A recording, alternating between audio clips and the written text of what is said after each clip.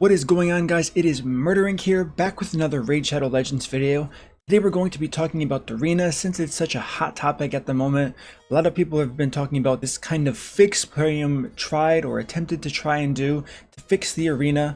What I want to do is I want to give you some crucial tips on how you can approach the arena to make sure you're actually winning your matches and not being discouraged by the amount of legendaries the team has, the amount of team power the team has. As everybody knows, this is not a skill-based game. All you need in this game is knowledge, and what I'm going to try to do is I'm going to try and give you the knowledge, let you increase that win rate, whether you're in bronze, silver, or in the gold rank of arena, so you can more efficiently farm medals for that Great Hall. Now, I do understand that as time progresses, more players get more champions, better gear, so on and so forth, and it does make things more competitive, and that is definitely what we're seeing here.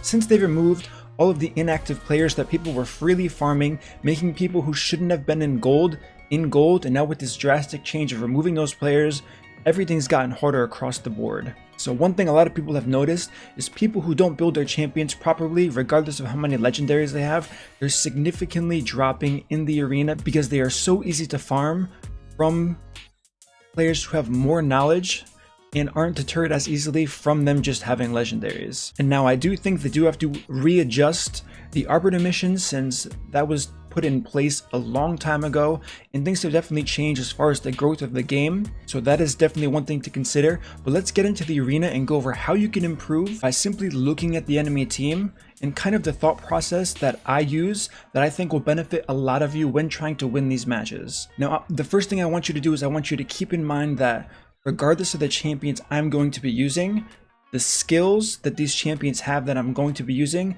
is what you should really be focusing on, not the legendaries. It doesn't matter if you have all legendaries, all epics. There are lots of champions who provide the same debuff, who have the same passive, so on and so forth, that you can use to your advantage. So let's start and look at the list here and see what I can come up with based on what I'm facing here. Now, certain teams have certain counters that do require certain champions, and the biggest thing you can do is don't gamble when fighting. The arena tokens are not free. You have to spend gems if you lose a lot of battles and you need to buy more, so keep that in mind. So first team right here, we have Hegemon. What do we know right off the bat? Arbiter's going to go first. Chris is going to put a giant shield on everybody. That giant shield actually prevents Madame Ceres's AI from using her A2 even if you use a shield set, which is what I normally recommend. And on top of that, Hegemon is going to go first. So the first thing you're going to need on your team is immunity gear if you want to attempt to beat this team. The second thing you're going to need is a turn meter boost to make sure you're actually going first. What I mean by that is a perfect champion for that job would be someone like a Molly Tankard.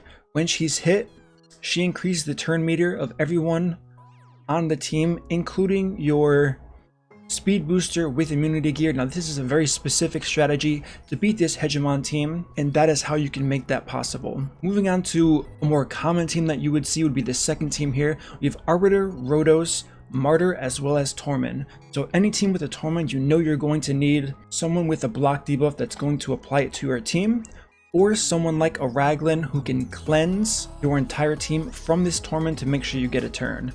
Now, the biggest thing to look at here is Rhodos. Everyone knows that Rhodos, unless you're very low health, will always use his A2 first. So if you're confident that you can beat this team without allowing Rhodos to get 2 turns, you can definitely run 1 or 2 reviving champions. So as mentioned before, I am going to be using the champions that I see fit. However, you don't have to use the exact champions, so I'm most likely going to be using legendaries, but I'm not going to use a Hegemon. So let's say you don't have someone like a Duchess, you don't have any fast champion like Smash or Hackhorn who can actually apply the block debuff onto your team. What's the first thing I'm going to do? I'm going to use my Tormund to counter their Tormund. So now I'm evening out the playing field right off the bat, because it's very unlikely this person's running an Arbiter in immunity gear as their leader. So I'm giving their team an equal chance to get frozen as well as my team, and since they're not using a Sifi, Rhodos will not be able to get out of that freeze without an intervention from a different champion. Now, the second thing I'm going to do is, what can I do to increase my chances of surviving?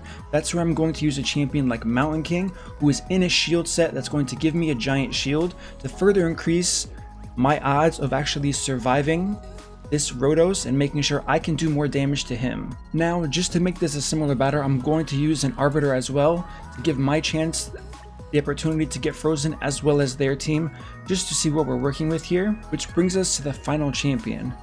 Now, we can see we have a turn meter booster, we have a CC'er in Tormund, and we have a damage dealer in Rhodos.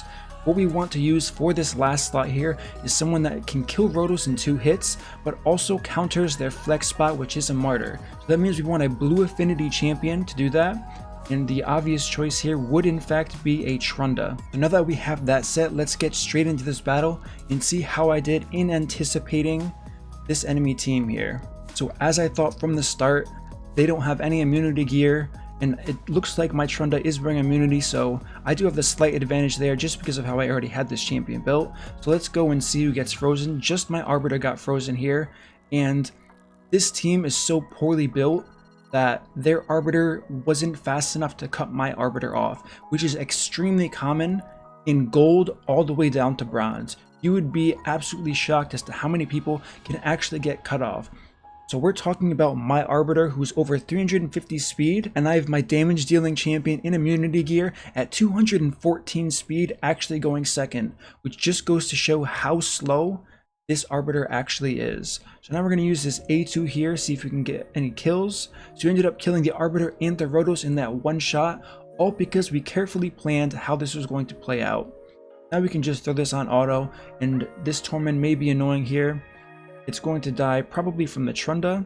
Yeah, so that was a really easy win, and it really only took me about 2 minutes of really thinking and exercising my options and how I can best counter this team. So now let's move on to the second team on the list here. We have an Arbiter, and looking at Umbral Enchantress, how she's most often used, she's going to be rather quick, and she's going to be a huge threat to your team, since she has the ability to provoke everyone as well as put a unkillable buff on herself. So the first thing I'm going to do is I'm going to keep the Arbiter. I'm not going to use a Tormund because even though Frozen Elaine isn't that good against Tormund, she's pretty decent. So just for the sake of the argument, we're not going to use my Tormund, and we're going to weigh our options here. So I don't need a Madame Serres because there's not going to be any buffs to strip, because it's very unlikely these champions are using immunity gear. The second thing, and the very important thing to notice, is they don't have a defense down. So now they're relying heavily on this Folly, having enough damage to overpower any team they're facing without having a crucial debuff that really amplifies the damage. So once again, I'm going to put any champion with the shield set, preferably someone like a Mountain King. Even a Mausoleum Mage is fine. You don't really need to use a Mountain King. He's just the best at this role, because now he also counters 2 of their champions affinity wise, which is absolutely huge, especially since they're not running a debuff like I mentioned. So outside of this, we actually have a ton of options, and the first thing I would recommend doing if you have it is running a second turn meter booster. Now, some people may not have Arbiter, but you can be using Mausoleum Mage and Seeker, something like that, just to improve your odds. So what we're going to do here is I'm going to be using Seeker here as my secondary turn meter booster. And a huge bonus to actually using Seeker is that he's also going to put a defense up. So worst case scenario, if their Arbiter is faster and that Umbral Enchantress goes second, I'm putting a defense up buff on this champion, which is another thing going against the Folly, who's trying to kill this team without a defense down debuff. Now the final champion I'm going to be looking to use is any champion that hits twice that is also red affinity to continue this counter affinity project going on.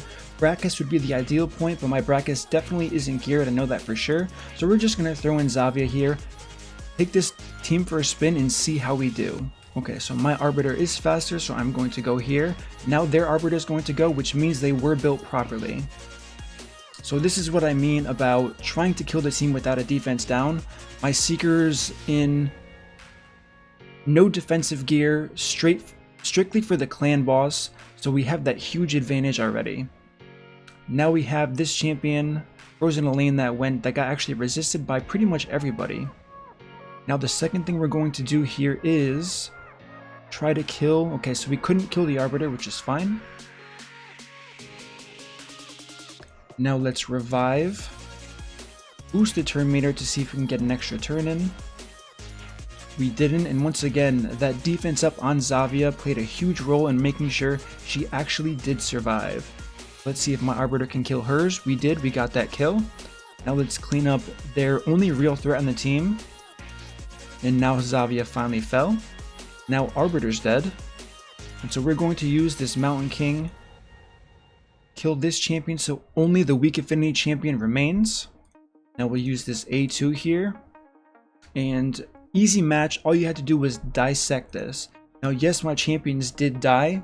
However, if you're ever left with the strong affinity champion against a weak affinity champion, especially someone who stacks HP that is going to be in your shield set, you have very good odds of winning, much higher than the enemy team has. So now let's take a look at this team, which is very common, and this should be the most common team that you will see in arena. Not so much the legendaries, but the setup of this. We have 1 turn meter, we have a decreased turn meter and a speed booster. We have our defense down champion, also our buff stripper, and then we have a damage dealing champion here. So what we can do here is we can actually play extremely defensive here. Don't try to go first, even though I'm pretty sure I will. That's not the point of this. You don't want to gamble when fighting in the arena. That is how you lose more battles than you win. What you want to do is you want to place someone like a Tormund or anyone who could be a real threat to you. We keep the Seeker in here, and Zavia probably is a good choice, but since we're using a shield set, we can absolutely get away with the Rotos here.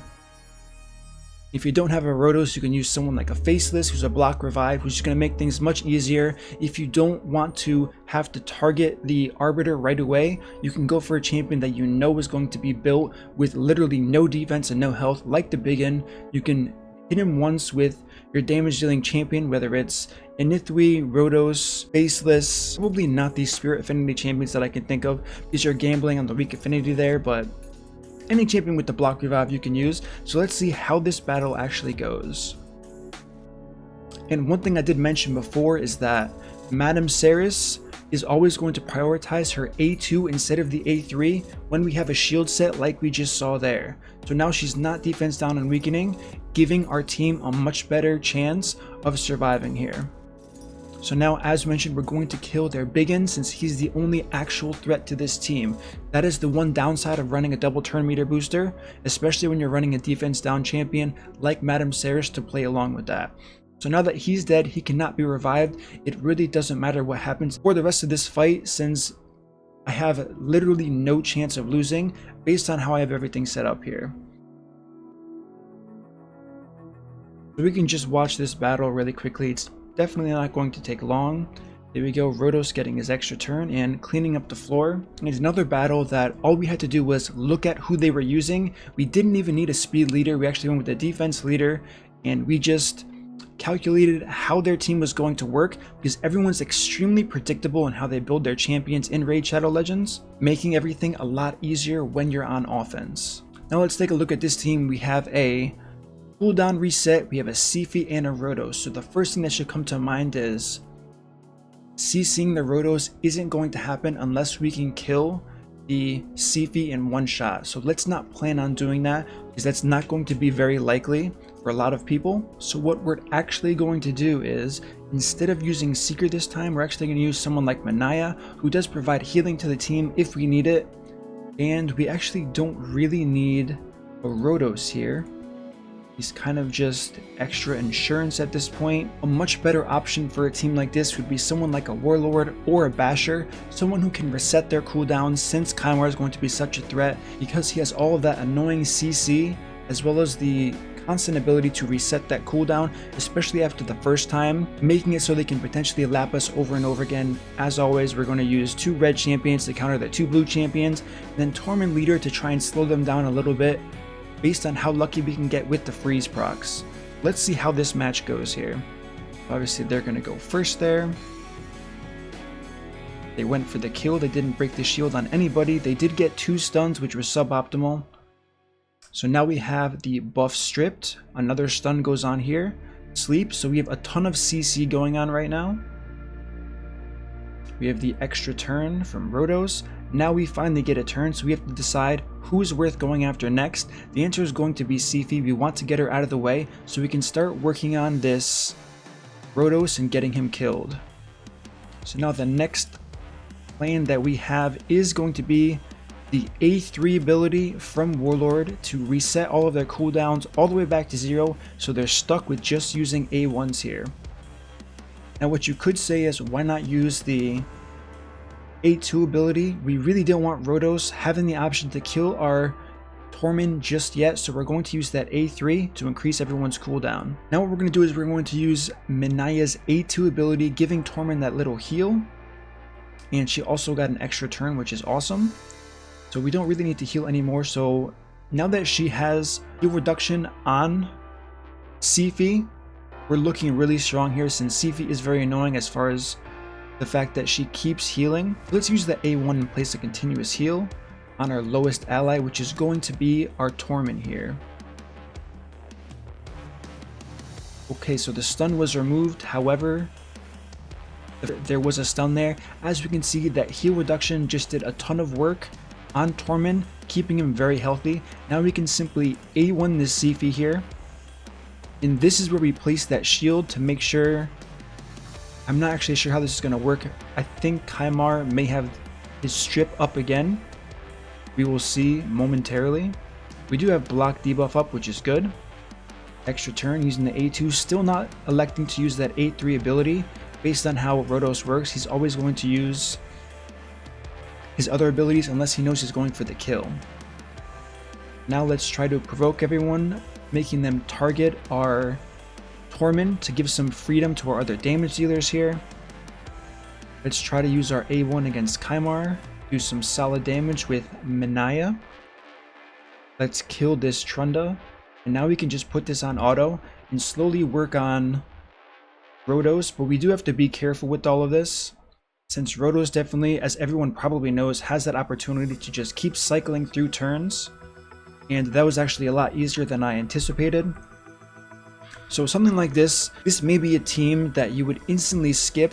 They probably wouldn't have these exact champions, but if they did in a lower bracket, it's very likely they did not build them properly, because they are actually in that bracket for a reason, which is why I recommend using champions that I'm using. It doesn't have to be the exact champions like I've mentioned 100 times, because I know comments are going to be blowing up saying anyone with the amount of legendaries you have can win any battle. That's actually not true. You can look at any arena rank, see full legendary teams there, and that's a testament to my statement right there. They are in there for a reason, because they don't know how to build their champions properly. Alright, so let's take a look at the final battle that I'm going to show you guys to give you one more example on how to approach certain arena teams. Here we have an Arbiter that's going to go first, just assuming. Risk with the giant shield, Valkyrie who's also going to apply a giant shield. Valkyrie is actually extremely easy to deal with in the arena. You have to know two things. The best thing to run against the Valkyrie is a double turn meter booster. And you could say that completely defeats the purpose of the Valkyrie. While that may be true, what you're going to follow with is going to be some type of debuff stripper, whether it's Cythalia, whether it is Madame Ceres. This guarantees that your first turn meter boosters, if their Arbiter does go first, you're more likely than not going to cut them off, since once again, people build their champions absolutely terribly in this game, and they don't have a real good sense on, even with Zombie Lord's awesome calculator out, how to build a team properly. It's also extremely hard to build a damage dealing champion with enough speed to go second after your fast champion. So we're using this. Arbiter is going to increase Valk's turn meter. Lissandra is going to increase and decrease it, but it's going to be in Valkyrie's favor based on the amount of buffs that are going to go out. So what we're aiming for here is we want Valkyrie to use her counterattack before our Madame Ceres goes. That's going to be the key here. So let's throw in our Madame Ceres. Suppose it doesn't matter which one I use there. Now we're going to look at their damage dealing champion, which is a Trunda. So what we're going to do is we're actually going to use our Trunda here, since this is the clear choice against another Trunda. Everyone knows how much damage she deals. However, all you really need is an attack-based champion who attacks once, like I was saying before. So let's give this a go and see how this plays out with the double turn meter booster against a Valkyrie. So we're going to boost Valkyrie's turn meter. It does look like she is a bit too slow here. So when I do the push down effect, I don't believe Valkyrie is actually going to go.